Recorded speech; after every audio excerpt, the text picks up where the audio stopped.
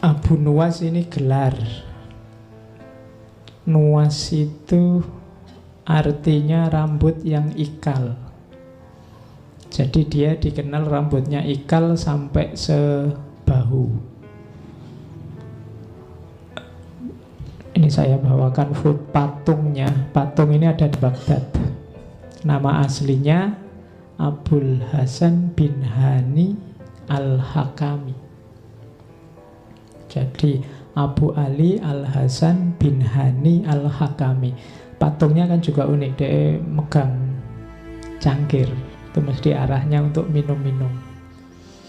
Ya, jadi karena memang pokoknya hobinya minum. Sebelum tobat itu pokoknya favoritnya minum. Makanya nanti puisinya itu bikin genre khusus yang dikenal sebagai khomriyat. Jadi ya, jadi coba cariin yang belajar sastra, nanti ada genre puisi yang dikenal khomriyat. Itu pelopornya Abu Nuwas ini. Jadi puisi-puisi tentang khomer. Oke, jadi tidak harus dibayangkan lucu-lucu ya. Mungkin kamu tadi bayangin Abu Nuwas isinya ndagel tok, ndak ada malahan. Jadi isinya ada momen-momen serius memang dalam hidupnya yang dia tanggapi secara lucu. Misalnya ada cerita dia pernah pura-pura gila karena ndak mau ditunjuk jadi hakim atau qadhi. Dia ini pinter syariah. Ayahnya ini tentara zaman Marwan. Jadi ayahnya meninggal, maunya Harun al-Rasyid nanti yang meneruskan posisi ayahnya, dan rencananya mau diangkat jadi hakim itu si Abu Nuwas ini. Tapi biar nggak diangkat, jadi begitu ayahnya meninggal banyak orang layat, dia acting kayak orang gila. Jadi naik getebok pisang itu dinaiki sambil nyanyi-nyanyi. Orang-orang merasa wah ini ditinggal mati bapaknya, gila ini. Jadi terus Harun al-Rasyid merasa ini kalau orang kayak gini diangkat jadi hakim bisa kacau ini. Terus kata penasehatnya, ditunggu aja raja, mungkin dia lagi shock bapaknya meninggal, ya 10 hari lah. Akhirnya terpaksa acting jadi orang gila 10 hari. Ya, biar tidak jadi hakim. Ya karena dia hidupnya ingin enjoy, ingin senang-senang meskipun nanti ada maknanya. Oke, ya dia suka bikin kontroversi memang. Dalam hidupnya pokoknya suka gaduh, suka rame-rame. Tapi dalam konotasi dia sebenarnya sering bikin satir, nyindir masyarakat, nyindir orang-orang yang munafik, orang-orang yang hipokrit. Nanti kita lihat di mana hipokritnya yang disindir oleh seorang Abu Nuwas, sehingga nanti orang mencitrakan dia sebagai orang yang cerdik, orang yang pinter, orang yang lucu. Tapi ini sebenarnya isinya memang dia satir-satir. Karena kecerdikannya, raja-raja ini susah nangkep dia. Mau nyiksa dia juga susah. Karena kalau dipikir-pikir ya tidak salah dia. Itu karena kecerdikannya. Nanti beliau sempat diasingkan ke Mesir zaman Harun al-Rasyid. Begitu Harun al-Rasyid meninggal, dia balik lagi ke Baghdad. Saat sultannya saat itu putranya Harun al-Rasyid dan muridnya Abu Nuwas, Al-Amin. Kalau Al-Amin agak bebas. Banyak syair-syairnya Abu Nuwas nanti diproduksi era Al-Amin ini. Tapi Abu Nuwas tidak cocok sama adiknya Al-Amin, Al-Ma'mun. Oke. Dan ya hidupnya keluar masuk penjara. Nanti meninggal, ada yang bilang meninggal di penjara, ada yang bilang meninggal dipukuli orang karena dia salah satu puisinya nyindir salah satu bani, salah satu suku, sehingga dia dipukuli orang terus sakit terus meninggal. Oke, tapi yang jelas beliau hidup ya sekitar 57 sampai 58 tahun. Tapi karyanya luar biasa. Dikenang orang karena puisi-puisinya dan terakhir karena pertobatannya. Nah, ini sebenarnya malam ini kita belajar bagaimana orang yang sangat pinter tapi kemudian kecewa dengan lingkungannya, sehingga kemudian jadi sangat cuek, ingin senang-senang saja, tapi akhirnya terus tobat. Itulah seorang Abu Nuwas. Oke. Ini saya koleksi dulu komentar-komentar dari tokoh-tokoh biar kita kenal siapa Abu Nuwas. Sudah banyak buku, banyak kitab yang ditulis tentang Abu Nuwas. Malam ini saya banyak membawa dari diwannya, Diwan Abu Nuwas. Itu yang banyak diteliti baik di timur maupun di barat, selain buku yang lain. Itu beberapa komentar tentang Abu Nuwas. Yang pertama dari Abdurrahman Sidki. Katanya Abdurrahman Sidki, Abu Nuwas itu orang yang tolibul ladzat, orang yang pokoknya nyari nikmat, nyari seneng.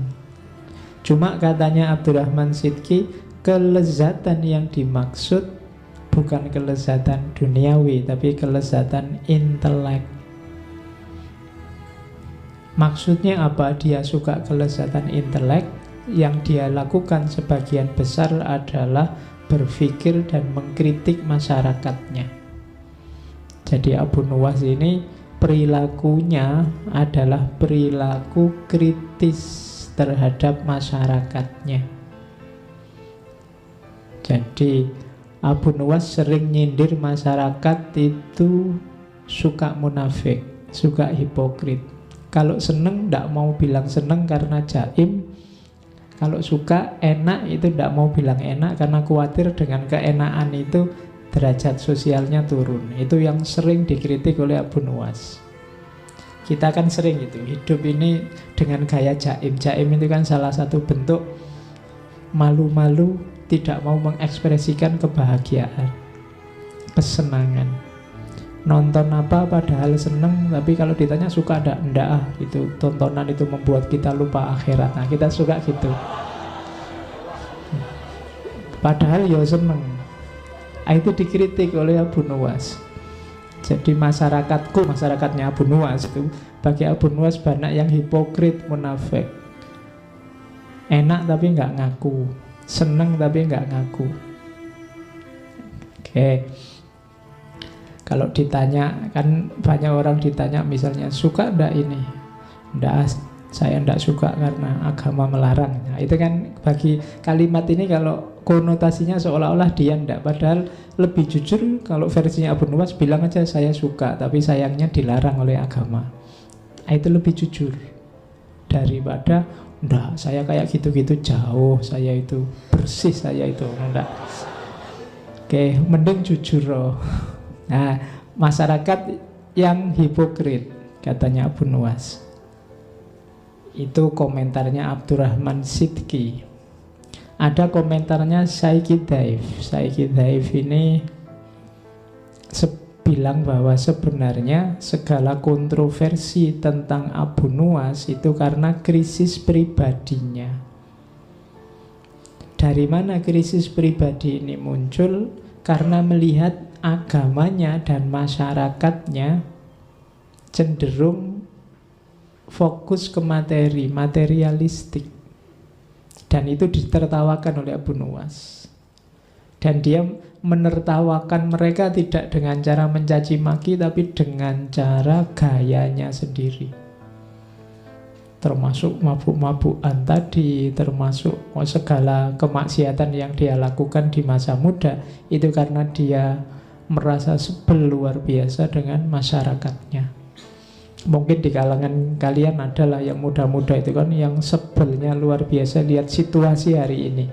Nah itu kalau Abu Nuwas terus lahirnya jadi minum-minum, hura-hura, pokoknya asik aja tiap hari, maunya begitu. Itu lahir karena kekecewaan-kekecewaan. Katanya Sayyid Daif itu karena akumulasi krisis pribadi. Oke, ya sebenarnya kita semua bertanggung jawab agar orang-orang semacam ini tidak lahir karena eman-eman. Abu Nuwas ini kabarnya juga hafal Al-Quran, ilmu agamanya dalam. Kalau katanya Abbas Mahmud Akkad, Abu Nawas ini agak narsis. Jadi cinta diri yang berlebihan. Nah itu makanya di banyak cerita seolah-olah Abu Nawas ini tidak bisa kalah. Kalau ada apapun dia selalu menang, karena dia memang pinter. Jadi sakkarepe dhewe ditanya dalil apa saja dia bisa jawab. Bahayanya orang pinter yang kayak gini kan semacam itu. Jadi keliru tapi punya dalil. Oh itu tidak sembarangan. Jadi kadang-kadang ilmu itu bisa jadi musibah semacam ini. Jadi semakin kita pinter, akhirnya kita juga pinter menjustifikasi kesalahan. Sudah jelas-jelas salah, kita punya argumen terhadap kesalahan itu. Nah itu penyakit. Sama katanya Abbas Mahmud Akkad tentang Abu Nawas ini narsis. Cuma karena dia pinter, dengan kepinterannya dia bisa membungkus segala cacat, segala kurangnya. Nanti di belakang dia malah mengkritik. Ketika dikritik orang kok mabuk terus, dia nanti pakai ayat. Nanti kita lihat. Ya. Jadi ketika dikritik orang dia bisa pakai ayat. Oke.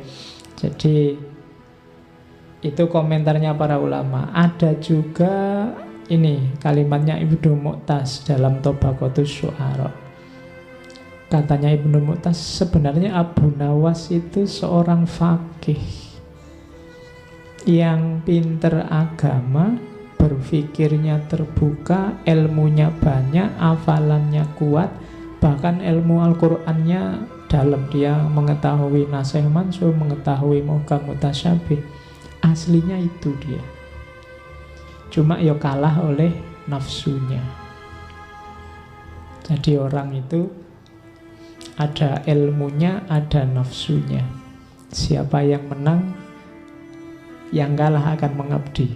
Kalau yang menang ilmunya, ya nafsunya akan mendukung ilmu. Tapi kalau yang kalah nafsunya, yang menang nafsunya, ya ilmumu akan jadi pendukung nafsu.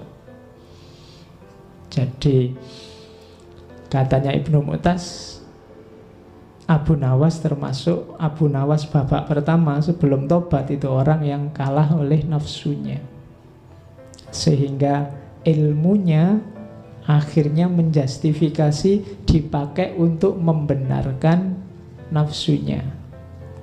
Sama kayak kalian pacaran terus pakai dalil waja'alnakum su'ubaw wa qabaila lita'arofu. Itu dalilnya kan muncul belakangan, pacarannya duluan. Itu hanya menjustifikasi. Nanti kalian melakukan apa biar kelihatan syar'i, terus kamu tambahi dalil. Padahal itu mungkin keliru. Dalilnya arahnya tidak ke situ, tapi kamu pakai ke situ. Nanti kan ada kasus, kapan itu saya baca, ada seorang suami yang memukuli istrinya. Dan dia pakai dalil, karena ada ayat yang memang kalau diterjemahkan letterlek apa adanya, suami itu bisa memukuli istri. Fa'idhuhunna wahjuruhunna fil madoji wadribuhunna, surat An-Nisa itu kan. Jadi suami bisa memukuli istri dengan dasar Al-Quran. Ini nafsu sebenarnya kan ingin mukulnya duluan. Jadi terus baru nyari justifikasi belakangan. Nah itu yang terjadi dengan Abu Nawas bagian awal nanti semacam itu.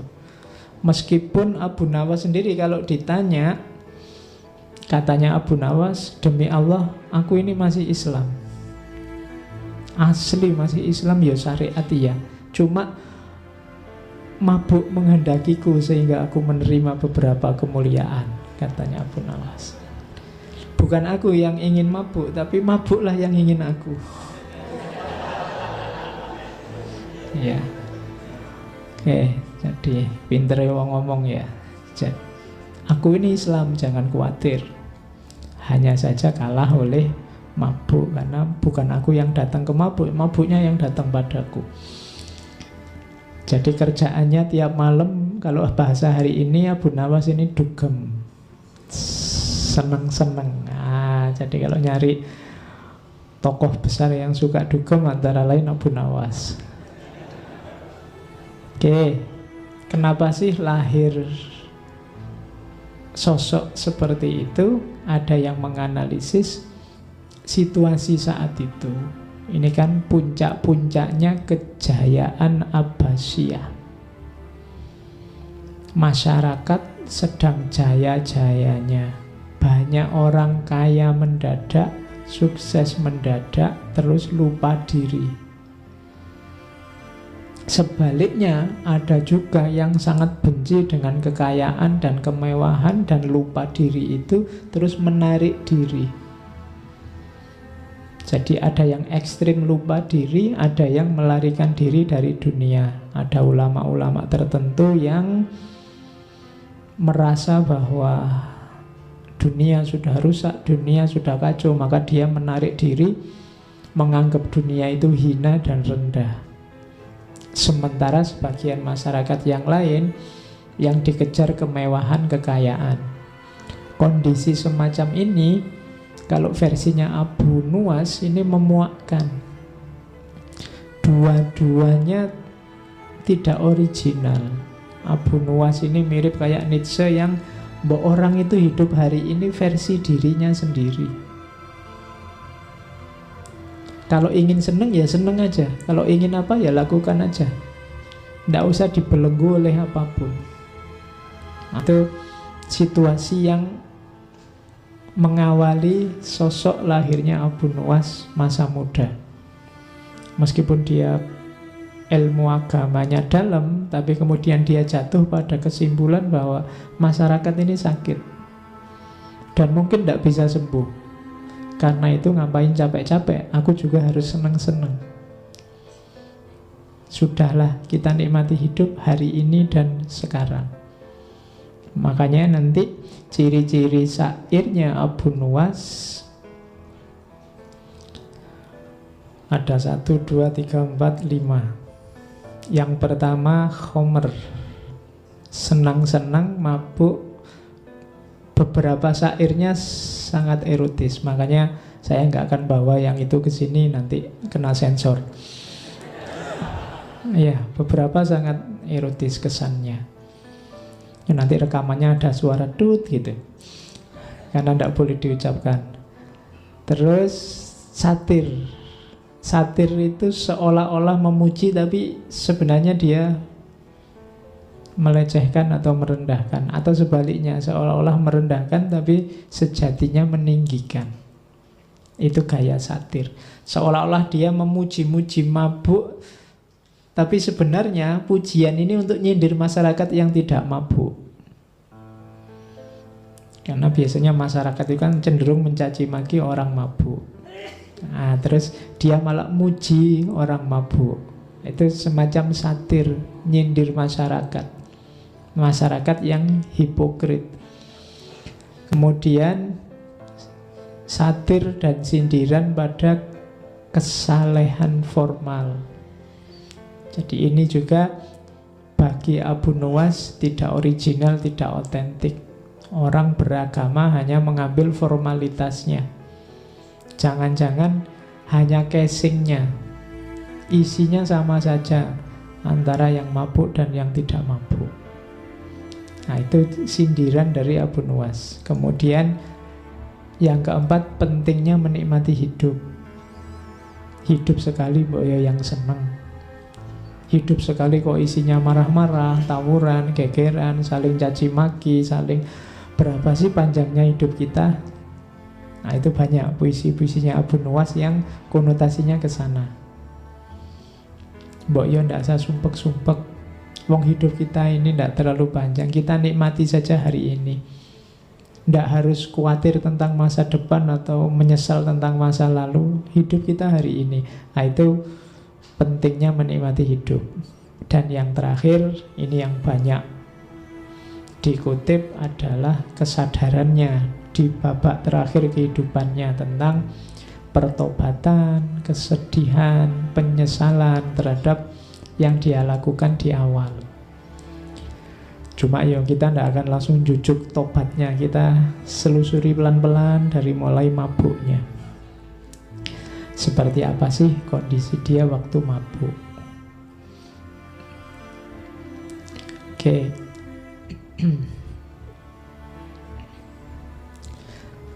Ini saya kutip lagi. Dia gelarnya adalah pelopor penyair Homer.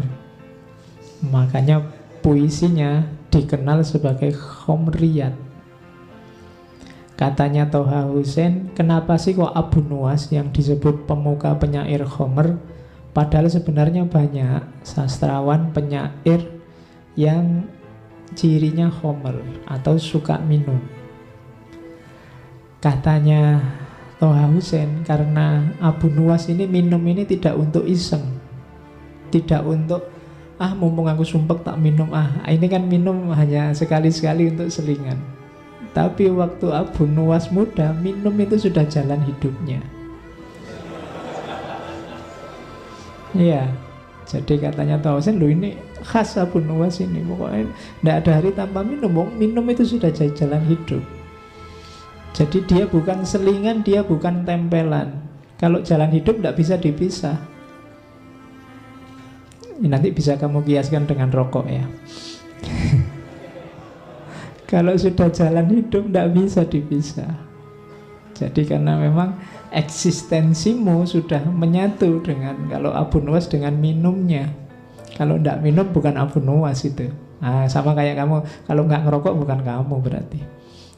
Kalau kamu ya mesti ngerokok. Itu logikanya katanya Toha Hussein. Kenapa kok Abu Nuwas ini dianggap pelopor penyair Homer? Itu salah satu puisinya yang dari Diwan Abu Nuwas itu. Ingatlah, segarkan aku dengan Homer, dan katakan bahwa itu Homer. Ini kan terang-terangan, tidak sembunyi-sembunyi. Kita kadang-kadang kalau melakukan yang tidak cocok atau tidak enak, kadang-kadang kan sembunyi-sembunyi. Padahal ya kita nikmati, tapi kita tidak mau menampilkan. Tapi Abu Nuwas menyindir orang yang menikmati tapi sembunyi-sembunyi. Analoginya dengan Homer. Dan katakan bahwa Homer ya Homer, jangan kau segarkan aku dengan kerahasiaan, apabila mungkin dilakukan dengan transparan. Katanya Abu Nuwas, tak ada baiknya menutup-nutupi kelezatan dalam Homer. Itu kan dahsyat sekali. Dia ingin terang-terangan. Kamu pemabuk ya? Iya. Dia terang-terangan, tidak sembunyi-sembunyi. Kalau kamu tidak suka pemabuk, ya tidak usah dekat-dekat aku, kan gampangnya gitu. Dan bagiku mabuk itu enak, kan itu. Itu Abu Nuwas. Arak adalah kenikmatan, kesempurnaan. Dan dia nikmat bahkan saat hanya duduk bersama orang-orang yang duduk meminumnya. Jadi nongkrong aja bareng sesama peminum itu sudah nikmat. Itu Abu Nuwas. Bahkan ini kontroversi luar biasa, ini ceritanya Ibnu Mandzur. Satu ketika Abu Nuwas ini masih mabuk terus sholat. Imamnya membaca Al-Kafirun, Qul ya ayyuhal kafirun. Itu jawab Abu Nuwas. Terus dia jawab labbaik.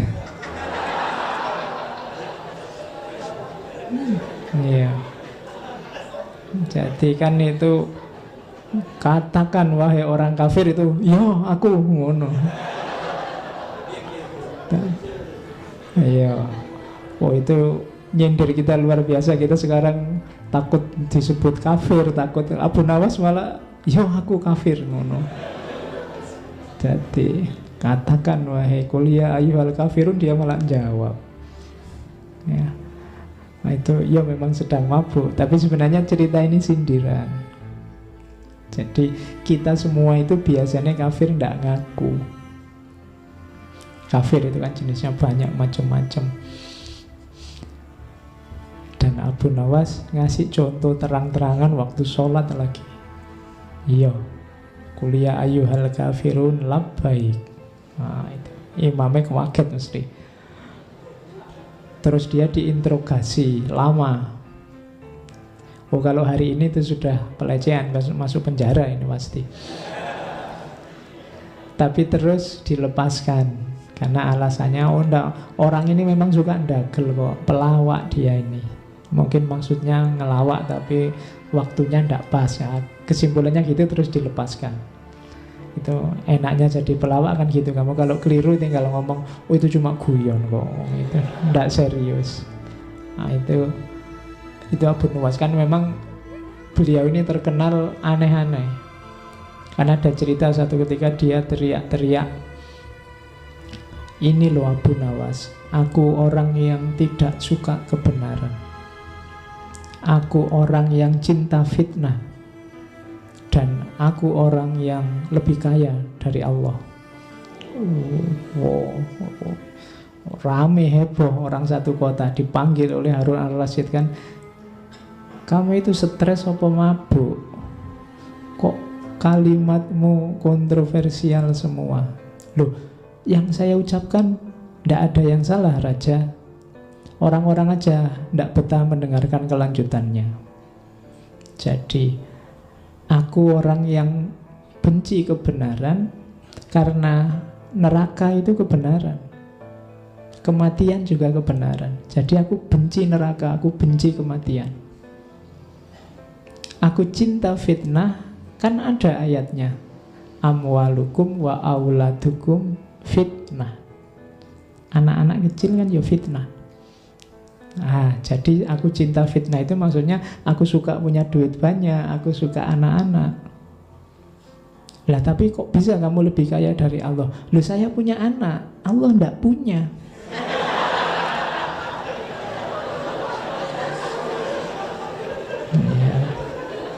Oke, ya kan Allah kan lam yalid wa lam yulad. Iya. Jadi itu pinternya Abu Nuwas kalau ngomong.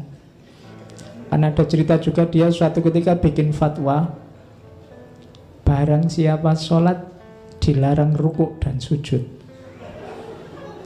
Oh, itu heboh lagi waktu dipanggil oleh Harun al-Rasyid. Kok ada kamu fatwa nyeleneh gitu, sholat kok dilarang rukuk dan sujud? Loh, orang-orang kok enggak tanya sholat apa dulu?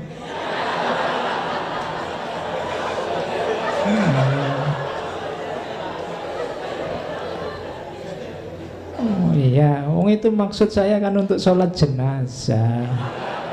Ya mesti aja enggak pakai rukuk, enggak pakai sujud. Itu caranya Abu Nuwas untuk dekat sama raja, melakukan kritik tapi selamat.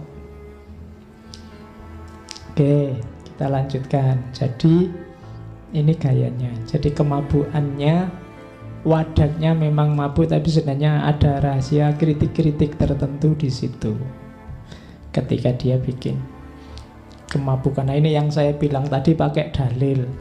Ini salah satu puisinya. Dia bilang, biarlah masjid-masjid itu dipenuhi oleh orang yang sholat, kita minum khamr aja sepuasnya. Kenapa kok gitu? Tuhan pun tak pernah mengatakan neraka wil bagi pemabuk, tapi Tuhan justru berfirman neraka wil bagi orang yang sholat. Oh ya, kan ada fawailul lil musallin, tidak ada fawailul lil pemabuk. Jadi mabuk, itu ini mesti diucapkan waktu mabuk. Tapi ada rahasia nasihatnya. Nasihatnya apa? Hati-hati pakai ayat. Kadang-kadang saya bilang tadi, kita sering menjustifikasi kesalahan-kesalahan kita dengan ayat, dengan cara meletakkan ayat tidak pada tempatnya. Ayatnya untuk apa, kita pakai untuk apa. Kalau bisa semacam itu, kita mending tidak usah sholat. Sholat malah masuk neraka. Malah ayat yang tegas bilang bahwa pemabuk masuk neraka tidak ada. Kalau celaan pada pemabuk beberapa ayat.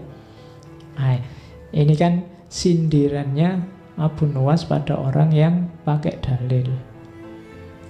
Dalil yang tidak sekedar pakai dalil, harus pas digunakan di ruang dan waktu dan kasus yang pas. Karena kalau tidak nanti kita melakukan apa, pakai dalil apa, padahal dalil itu tidak untuk itu. Oke, yuk kayak kamu misalnya dzalikal kitabu la raiba fihi. Kitabu ya maksudnya Al-Qur'an. Jangan kok pegang bukumu. Dzalikal kitabu la raiba fihi. Kitabku ini, bukuku ini ndak diragukan lagi, itu ngawur. Wong itu ayatnya untuk Al-Qur'an. Jadi hati-hati pakai ayat, pakai dalil. Setiap dalil ada ruang, waktu, dan konteksnya. Sama kayak sindirannya Abu Nuwas ini. Kita kan sering pakai fawailul lil musallin. Cuma kan itu tidak bisa dipotong. Alladzina hum an sholatihim sahun. Orang-orang yang sudah sholat tapi lalai. Sholat tapi lalai, jangan-jangan makomnya mirip pemabuk yang disebut oleh Abu Nuwas tadi. Oke, terus. Nah, ketika orang tanya Abu Nuwas, syairmu hampir semua isinya khomer-khomer aja. Maksudnya khomer itu minuman itu toh. Abu Nuwas bilang, siapa yang bilang? Makna khomer telah muncul tersamar. Lalu ia hilang dalam ketidakpastian. Saat dicoba dijauhkan dari tatapan pelupuk mata, seketika itu terputus khayal tentangnya. Karena ingkar terhadap keyakinan, keraguan itu datang. Sehingga akan kau lihat nyata selama tidak menggunakan mata kepala. Jadi ini menegaskan tadi bahwa syair-syair yang memprovokasi orang untuk mabuk dan macam-macam tadi, memaknainya tidak harus letterlock terus ayo minum minuman keras. Jadi simbolnya bisa macam-macam, wong itu samar kok. Khomer itu kan simbol bagi kemabukan. Mabuk itu bisa macam-macam. Kamu bisa mabuk dunia, kamu bisa mabuk harta, kamu banyak hal bisa membuatmu mabuk. Tidak cuma khomer. Wong kamu naik bis ngadep belakang aja bisa mabuk. Ya. Makanya maknanya samar, tidak tegas. Ya silahkan ditafsirkan sesuai situasimu masing-masing. Tapi memang konotasi khomernya sangat terasa. Dia sering dan banyak pakai kata-kata khomer. Makanya syair-syairnya disebut khomriyat. Nah, itu pinternya Abu Nuwas. Dia menciptakan genre sendiri dalam tradisi kepenyairan.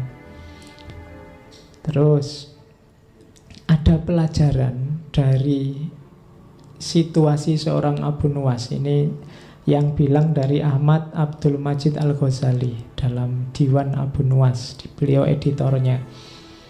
Jadi Abu Nuwas ini memang sebelum tobat itu poros hidupnya adalah ingin senang-senang. Cuma ada rahasia di situ. Apa sih kesenangan itu? Kesenangan itu muncul kalau seseorang melakukan sesuatu secara total. Kalau versinya Abu Nuwas, aktivitas apapun, termasuk mabuk, itu harus dilakukan dengan mantap, kemauan keras, maka kalian akan puas. Kalau sudah puas, bahagia. Rahasianya sebenarnya di situ. Pelajarannya katanya Ahmad Abdul Majid Al-Ghazali. Jadi bahkan mabuk saja, kalau diseriusi sedemikiannya, ternyata bisa membahagiakan. Ya maksudnya, apalagi perbuatan-perbuatanmu yang baik, apalagi kamu belajar, apalagi kamu sekolah, apalagi kamu kuliah. Kalau kamu lakukan sepenuh hati dengan mantap, sungguh-sungguh, totalitas, akan kalian rasakan manfaatnya. Jangankan yang baik-baik, wong yo sekedar mabuk saja bisa membuat orang bahagia. Apalagi kebaikan-kebaikan. Nah, kunci nasihatnya di situ sebenarnya. Abu Nuwas ini seolah-olah sangat total dalam kemabukannya. Tapi pelajarannya bukan di mabuknya, tapi di totalnya. Jadi lakukan segala sesuatu dengan total. Jangan setengah-setengah. Kalau ingin berjuang, ya berjuanglah secara total. Ingin belajar, belajar secara total. Kalian mahasiswa ada tugas bikin makalah, bikin secara total. Biar tidak menyesal, biar kamu puas. Jadi nasihatnya di situ, totalitas, bahkan dalam kemabuan.